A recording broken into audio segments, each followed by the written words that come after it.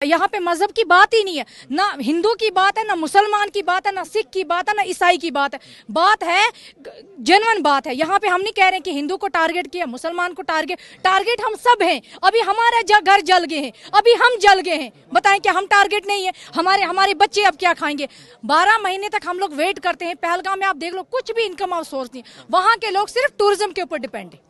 Tourist आता है, घोड़े वाला दिन को कमाता है, रात को अपने बच्चों को खिलाते हैं। मैं आपके माध्यम से उन पाकिस्तान के उन दरिंदों को ये कहना चाहती हूँ, उन कुत्तों को ये कहना चाहती हूँ कि क्या बिगाड़ा था हम लोगों ने आपका, क्या खाया था हमने आपका, क्या बिगाड़ा था हमारे बच्चों ने आपका। यहाँ पे नाव वाले को देख लीजिए जनाब, यहाँ पे श्रीनगर नाव वाले हैं, रेडी वालों को जाके देखिए उनकी क्या हालत है। पूरा कश्मीर बंद था।